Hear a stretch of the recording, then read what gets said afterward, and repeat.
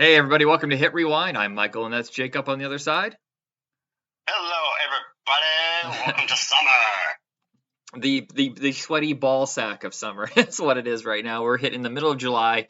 Uh and we're talking about movies. Of course, that's the greatest thing about summer movies is the big event films. But back in the 70s, really wasn't that many event films. Like, it was only like one every quarter, where now it feels like it's every fucking week. Oh God, I know. Yeah, Seriously, I mean, look at 2023. There was like one after the other every freaking weekend. yeah, and then they would slaughter each other. But that's not a new thing even now. If you look, it basically starts summer of '82, where it was just nonstop. Like, oh, this could be a hit. This could be a hit. This could be a hit. We're hype, hype, hype. Toys, toys, merchandising, merchandising. Of course, not all of them work out that way. But in the '70s, late '60s, early '70s, it seemed like a lot of what the big, massive hits were word of mouth movies, very unusual movies, like Butch Cassidy Sundance Kid, Easy Rider, Planet of the Apes, and in the 70s, it was kind of hit and miss. Like, what would be a hit? And back then, a hit was, hey, did you make $10 million? Great. It's not like now where you have to clear $1 billion worldwide because we spent so much money on this. Oh yeah, no, but even then, it's like, come on, that doesn't ruin the quality of a film. That's the No. fucked up part of it. It's just become far too corporatized. Yeah. That's the problem. And of course, with time, what we try to do with this show is not only talk about the significant movies, but we try to dig up some of the stuff that was under the radar or forgotten kind of movies and kind of give shine a new light on them. Yes, exactly. All right, Just so like a little bit of a visit to the past, yeah, to yeah. highlight them. Show them to the younger audience if they care. Sometimes you Unless need they're on their phone. you need a reprieve from CGI and fast editing and cliffhanger every 10 minutes. Sometimes you need Yes. patience with these movies and it spends more time with the characters. And so that brings me to, hey, what's our first movie? All right, this one I kind of wanted to go over. It's one I know my dad would watch. Of course, my dad being a Western lover. Joe Kidd with Clint Eastwood. Yeah, this is one that would play on it's funny how the Westerns worked for so long. It wasn't it mostly like TNT. They would have like Clint Eastwood weekends or Charles Bronson weekends. It was either TNT or TBS. I can never remember.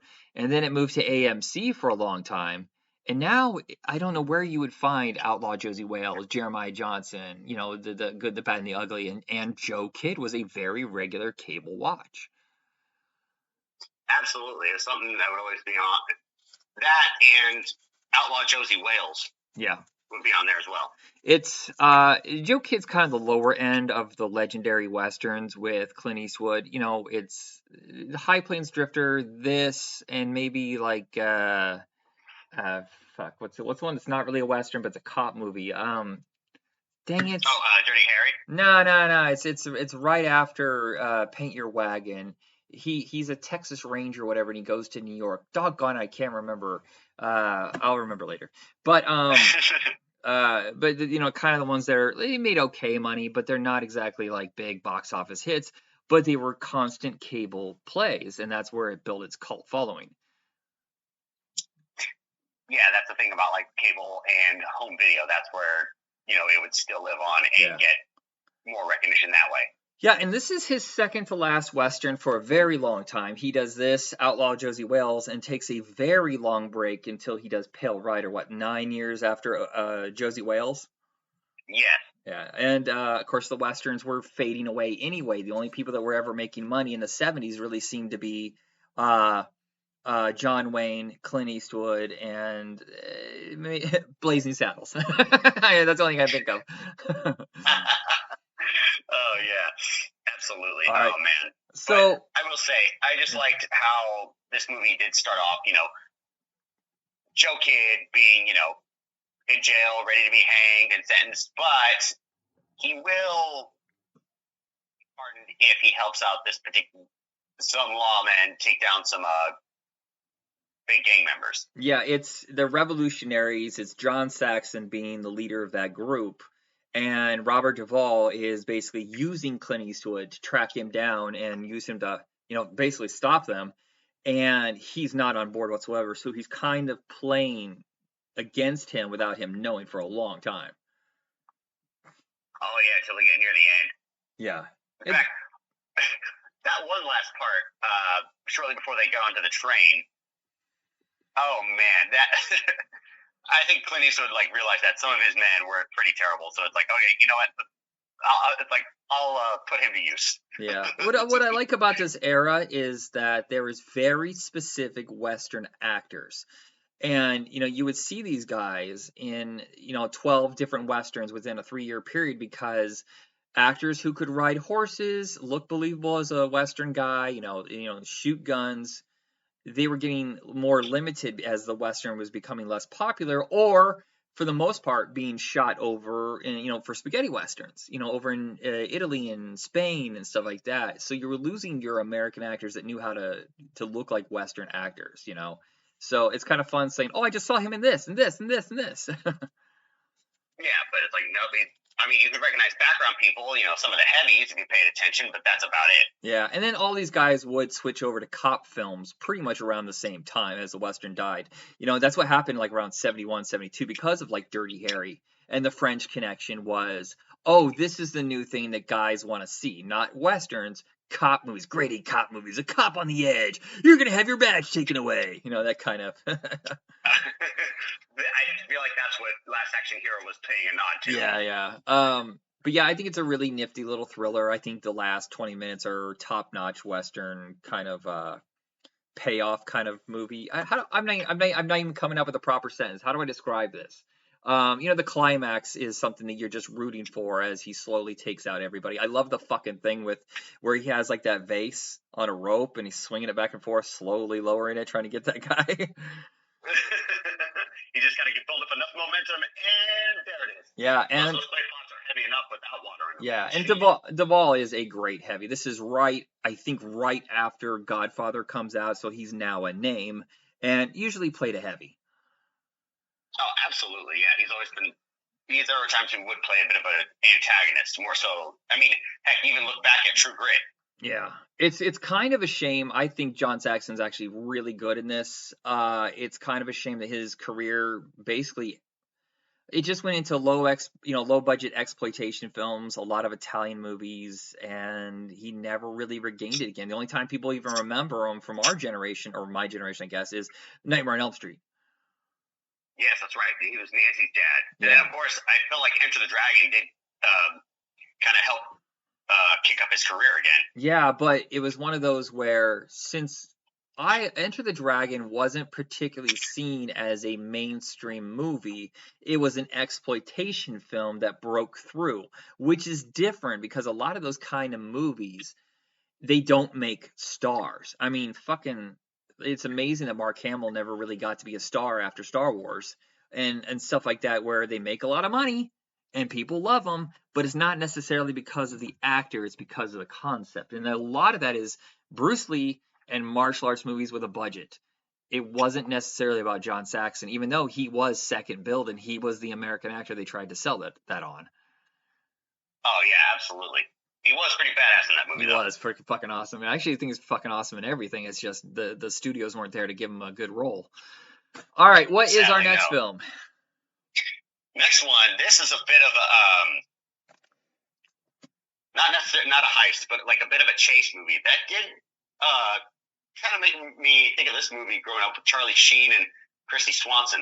Oh yeah, the chase. Yeah, I remember that. Yeah, I feel like this was an inspiration to that. Sugarland Express, and it's also directed by my favorite director, Steven Spielberg.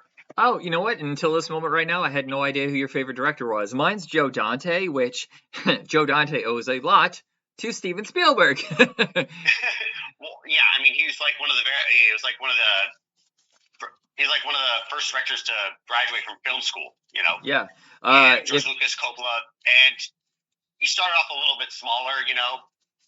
This was before Jaws, right? Right. So he has done. So out of the gate, he's 23. He has just graduated college. He's already getting work the second he graduates on Night Gallery. I want to say Columbo. He does the pilot for Columbo and a couple other things. I think he does one TV movie that doesn't really get a lot of notice, but he's very fast and efficient, and then Universal likes him. So they give him Duel, which is also a TV movie.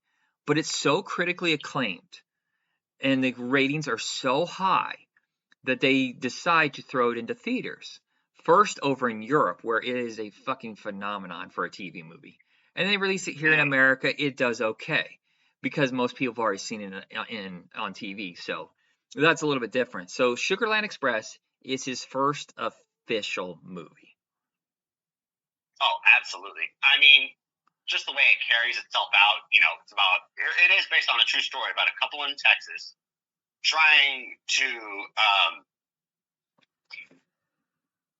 basically trying to get back to their home to get their son back before he gets put into the foster system, because not only is the dad in prison, he's got a few more months left.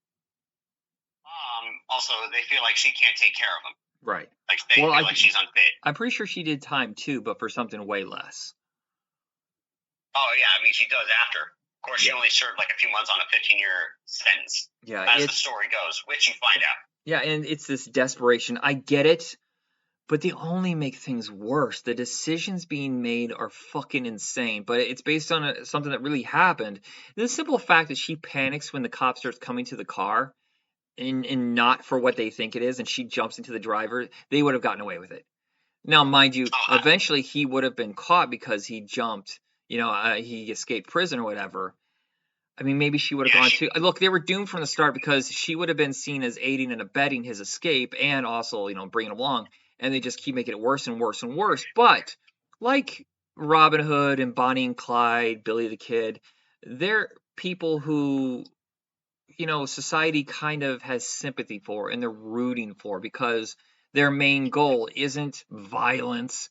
The whole gun thing was a stupid mistake, but that they just want their child back, and people understand that. And that's what Steven Spielberg really leans into, is making them frustrating but understandable characters that you feel sympathy for. And as it builds and builds and builds, he has more interest in commentary on fucking vigilante justice and corrupt cops and just the overwhelming difficulties of the system is what he's talking about. And it's perfect for the 70s, and it would be perfect for now. Oh, absolutely. I mean, heck, I think it was Queen and Slim a couple years ago, kind of the same situation. Oh, is it? Okay. Definitely play. I feel like it played more on like the racial aspect of it too. Well, we're in an age right now where children are being kidnapped and sent who fucking knows where, in chains, by our government. They're being sold as slave labor, I don't know. And there's parents out there desperate to get their children back, and children desperate to get their parents back. They're not gang members, they're not criminals, they're just fucking people who minor violation of the law who are trying to just survive. And that is a theme that still works in Sugarland Express if you were to watch it today. Oh, absolutely, yeah. Like, again, as far as it goes for them, I mean, she was the one who decided to break him out. Yeah. And he was like hesitant again. He's like, look, I've only got a few more months. But again, yes, this was an act of desperation. Yeah. She did not want to lose her child. And I will say this for Goldie Hawn. She definitely lit up the screen. Oh my God. Her parts definitely made it more of a dramedy. Yeah. It took me a while to understand why she got nominated for an Oscar. For a while, she seems like she's her normal ditzy self. But as the movie escalates and she gets more desperate and scared and freaked out and realizing what she has done, it was a huge mistake, but can't go back. That's when you start seeing the performance that got her nominated. Oh, absolutely. Oh, but the parts where she was just like reading the comic and then she just like was like casually like, I have to play shit. Oh man. No, it's when it's when she's losing her fucking mind in the back seat and she's throwing shit out the window. So that's when I was like, yep, that's it right there. Mm-hmm. Yeah. Oh yeah, no, she can hold all that in. I will say for a little bit the movie loses me. I want to say after the initial escape, there's some dry humor in there, and it's very exciting seeing how it escalates. But I feel like there's a 20-30 minute period there where I was kind of like. But then there's that insane shootout at the car sales lot, or what do you want to call that? Which, first off, I can't believe they pulled it off to make it look that good. That is some serious special effects right there and coordination so that nobody got hurt. But also, it shows you that these people who think they're on the right side of the law are out of their fucking minds. There was no reason to do this. They could have killed that cop. Oh, absolutely. Yeah. It's like they don't care for collateral. Yeah, which is a very common thing that happens all the time. And I don't know. I just feel like there was a lot that Spielberg wanted to say with this that it think it took him a while to get back to social commentary. There's bits and pieces in like Close Encounters and in E.T., but it really doesn't come back until Color Purple. Oh, big time. Yeah. Man. I will say this though. I feel like my only gripe with that, it took a little too long to properly like getting to know the characters. Like as far as that goes. Yeah, I can see that. Yeah. But overall, yeah, definitely an enjoyable movie. And William Atherton near the end, right after they get to the house. Yeah. And those Rangers are there ambushing him. Oh fuck. Yeah, it's a really good performance, and it's so funny for a lot of us who his career kind of stalled out until Ghostbusters, and so for most people we only know William Atherton as a fucking asshole. But he's not that at all here. Yeah, 10 years earlier, before Ghostbusters, he was like an all-American hero. Oh, absolutely, yeah. No, this definitely I saw him in a different light with this. Yeah. Definite recommendation. Not a big hit at the time, but again, because the Oscar nominations and critical acclaim, the box office didn't so much matter. The Xanax had faith in him to give him Jaws, which that's what made his career.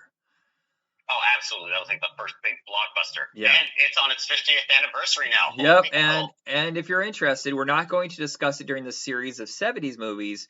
What was that, 2 years ago we did a summer special where we watched all the Jaws movies?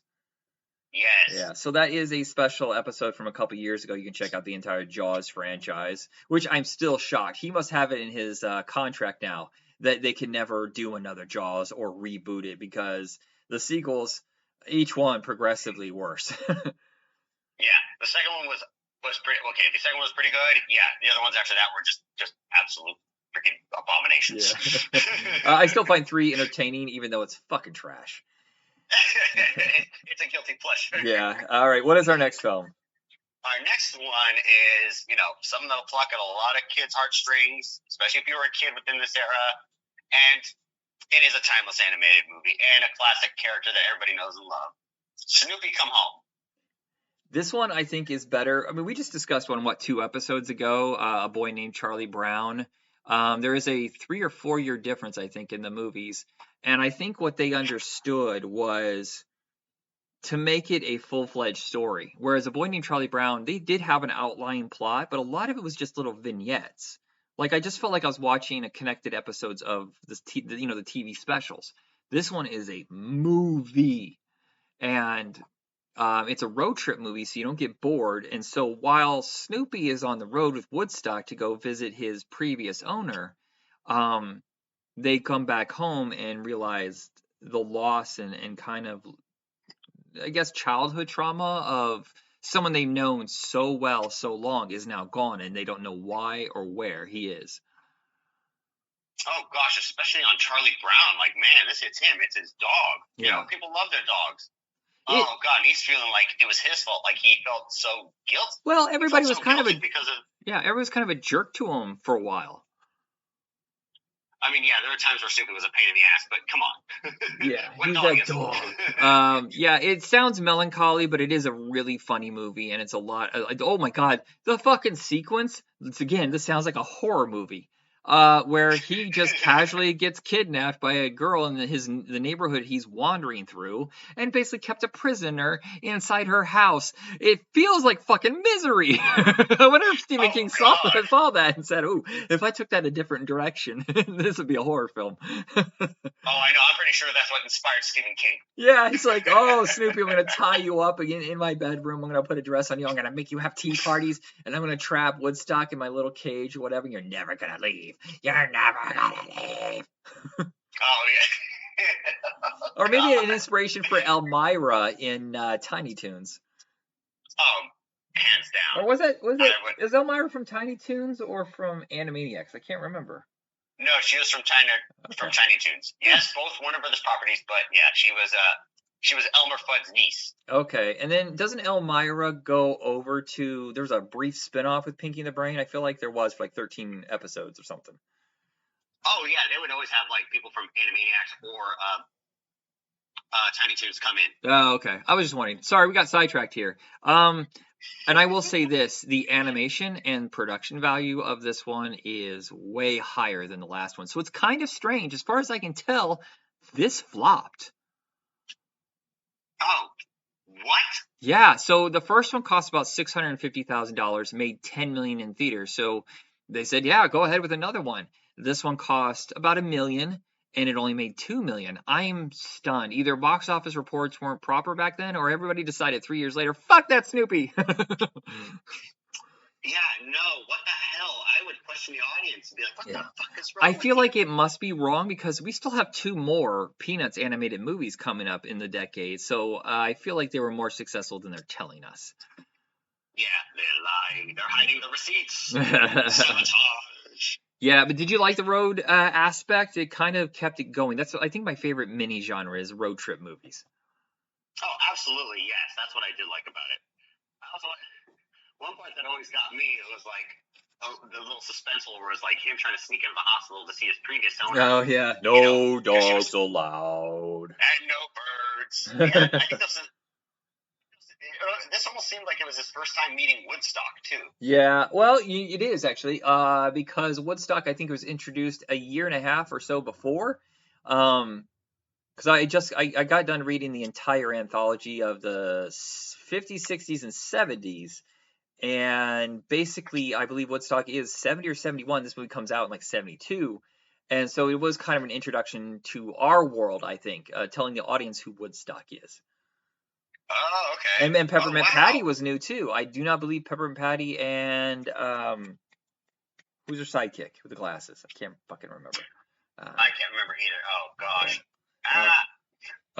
But not Lucy. No, it was yeah. So they were newer characters, and I think it was really funny is that Woodstock had this magical little way of finding anything and making anything he could out of sticks. Oh yeah, he was handyman. He was MacGyver. Yeah, practically. God, I wish I could remember what the other one's name was. Peppermint Patty, and the one that kept calling her Sir all the time. Oh my gosh. Yeah. Yeah, I'll have to look it up now. I'm curious. Oh, Marcy. It's Marcy. Oh yes, that thing. Okay. What's our next film? Our next film is big time Oscar winning movie. It's a little reunion of Paul Newman, Robert Redford. Yeah, but Butch and Sundance. You know what's funny is oh my gosh. Why did I blank on the name? Yeah, I think it's just said it a minute ago. I will say this. I kind of sort of skipped over Butch Cassidy and the Sundance Kid when we should have done it a few episodes ago. It's fine, but it's so weird that it's not really a Western. It's not, I don't know what it is. It seems so lackadaisical. Yes, there is the driving engines that are being hunted for robbing a train. I don't know why I was bored, but the sting is absolutely riveting. This is the better of the two, I think, even though I don't think it was successful as Butch Cassidy. No, honestly, I felt like this was more successful. Yeah, I mean financially. I'm not sure. I'll look it up. But yeah, it's one of those where it was so beloved and so meticulously made. Same director as Butch Cassidy. The writer David S. Ward, though, is what makes the difference for me. Is this crackerjack plot of the world of con artists in the 1930s? Is it 30s or maybe 20s? And I'm fascinated by this genre. There's a couple during this time. There's Harry in Your Pocket, Paper Moon. I think there's Money, Dollars, or what do you want to call it, with Warren Beatty and Goldie Hawn, where it's not about necessarily a bank robbery. It's about con artists, flim-flam mans, pickpockets, that kind of scam, which I always find fascinating. Oh, absolutely, yeah. Just the way that they're scoundrels, but these ones definitely just have this alluring way to make you kind of feel some kind of sympathy for them. I mean, like what Martin Scorsese would do when it came to Goodfellas and Casino. Right. Yeah. For the main characters, some of the other characters not so much. You're just like, oh, get the fuck away from me. Well, I think the thing is that Robert Redford's character and his little crew go after guys who are already kind of bad guys. or the money wouldn't really make a difference in their life. They don't con poor people. They always punch up. And the fact that they rob a guy who they don't realize is so connected and there's so much money, and it goes horribly wrong, and then Robert Redford has to control himself and not purely seek revenge, where he's driven by rage and he's connected to, and it's a surprise. It takes like 40 minutes, I think, for Paul Newman even to show up in this film. Yes. Who's, a veteran of this. He keeps calling Robert Redford kid, and I think there's like a 5-year difference between the two, maybe 10. Robert Redford's like 35, and he keeps being called a kid. But teaching him how to control, be patient, to go after the money and the bonuses that he gets to destroy Robert Shaw, and not purely go after vengeance, where he could have just put a bullet in his fucking head if he wanted to. Oh, God, yeah, I know. Because the guy that they robbed at the beginning turned out to had some ties to like a big gangster. Yeah. And so, yeah, there was desperation involved. Yeah. And by the way, that guy is James Earl. I think his name's Robert Earl Jones. That's James Earl Jones' dad. Oh, really? Yeah. I actually had to be told that too. But yeah, it's really interesting watching the development of the relationships, building their team, working the con, but you as an audience member never given every clue. So it's kind of a mystery, as well as like, how is this going to work? How are they going to get revenge? And every single time you turn around where you think it's going to go, it doesn't go. Now, mind you, there's been like 80 con artist movies that have taken this pattern since then, so you might be able to read the signs. But at the time, 1974, this is groundbreaking. Oh yeah, for real. This is like what gave inspiration to like Ocean's 8 and whatnot. I feel like that's what it did. Yeah, well, I mean, well, I haven't seen Ocean's 8. I know Ocean's 11, of course, is a remake. But also, I feel like this is kind of Love it. Here I am going chronological. Yeah, the nostalgia for the pre-depression, kind of around the era, 1940s, that is starting to happen. I remember as a very small child that Victorian age stuff, 1920s kind of stuff, it seemed like it was everywhere. My grandparents had these cards that were designed to look like they were from the era of the Sting. And then you get this, and then you get our last film. This is our last film, right? No, we have one more after this. No. I mean, sorry. The next film is another one where it's pure nostalgia. Like this is the one, and I think the Sting are very critical in making people nostalgic for something that happened in their childhood or something they hadn't experienced yet. Silent film stars are becoming popular again. The revival of the Stooges and Little Rascals and Laurel and Hardy. There's something going on, and it's because I believe the Vietnam War was so traumatic for our country that when it was starting to end or ended, we became very nostalgic for a time before the 60s crisis, MLK, RFK. There's something pre-1963 that the world was obsessed with for a while. Oh, absolutely. I mean, considering how, like, even in culture, like, it was all, especially with movies, it was all melodramatic. The spirit of America was pretty crushed. Yeah. But, yeah, like, going back to, like, old times like that with movies like this was, like, to kind of, like, give themselves a little reboot with nostalgia. And American Graffiti, I know, look, the money was spent on the Sting. The sets are there, the budget's there, the actors, American Graffiti. American Graffiti was made for like $900,000, and the only reason it got made and got the budget it did was because of Francis Ford Coppola backing George Lucas's vision for something that none of the studios thought was going to connect. They, in fact, were going to sell this to TV. Did you know that? Oh my God, no. Yeah, Universal was going to cast this off as just a Sunday night movie, and they were convinced from test audiences to give it just a 2-theater release in New York and LA. And people showed up, word of mouth was strong, and it kept spreading for the next 2 or 3 months.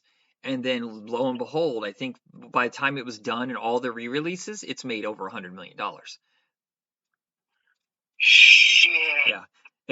And without that faith by some of the people involved and people who had seen it, we don't get Star Wars. We do not get Star Wars. No, honestly, yeah, that's what helped. Yeah, again, yeah, that's what helped fund George Lucas. Yeah. Thankfully, he had a production team that, like, put him in line and questioned him and challenged him. Otherwise, it wouldn't have been as great as it was. Yeah, but then everybody backed away in '99 with Phantom Menace. And all just, oh yeah, they can't give him notes because their hands are on his balls. Absolutely, and he's in complete control. What he says goes. Yeah. And also, yeah, American Graffiti was like, like not only the people who produced it, but also George Lucas himself growing up in Marin, which is where Marin, Sonoma. This is where it was filmed. Yeah, and you're from around that area. Yeah. Yeah. And like everybody's like standpoint, like, Ron Howard and his girlfriend, questioning their relationship, considering he's going to be leaving, for work. He's going to be heading way out of town, and he's wondering if he and his girlfriend should try dating separately for a while, this and that. But you can tell she is completely bothered by it, but she can't speak up. Yeah. Well, it's a very pivotal night at the end of the summer of '62, I believe. And a lot of big decisions are being made by everybody involved. Basically, you have like Ron Howard and Cindy Williams.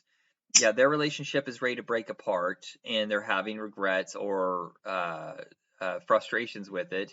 You have Richard Dreyfuss, who is getting ready to leave for college, and he just wants one last fun night. I think his story arc is the most interesting because he goes on the wild side because he, just starts out of a night of horsing around, and he just happens to sit on the wrong car while watching TV, and it escalates from there.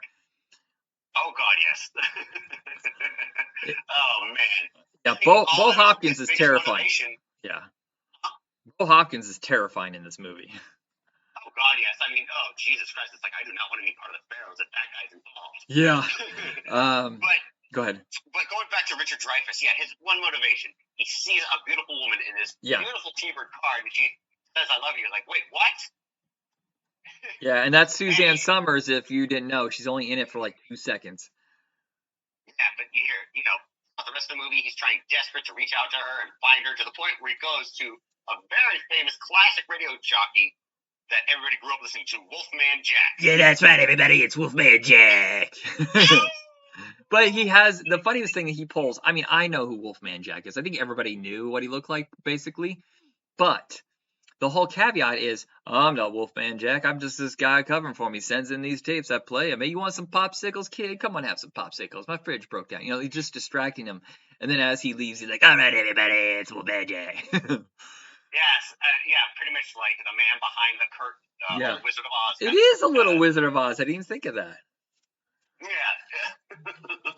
Man, but again, that scene just played out so beautifully. And then you've got the drag racer. I forget the actor's name. Paul Le Mat. Now, Paul Le Mat is one of those guys that should have been a star. It's so weird. His career in the 70s, and even the Golden Globe said, this guy is going to be a big star. And for whatever reason, it didn't happen. And so his 70s career is working with Jonathan Demme before Jonathan Demme's Jonathan Demme. And he did Melvin Howard and Handle with Care. Handle with Care I just watched. And it's all about the CB craze. He's really good in it, but the whole plot concept, how it plays out, is kind of stupid. I don't understand it. It seemed like a movie was only greenlit because CB radios were hot. Also, his wife is Candy Clark, who is also in American Graffiti. But Melvin and Howard, he gets nominated for an Oscar, and he won a Golden Globe. And yet, 4 or 5 years later, his career is over with, and he's in a direct-to-video movie called Puppet Master, which launched a franchise. Oh, wow.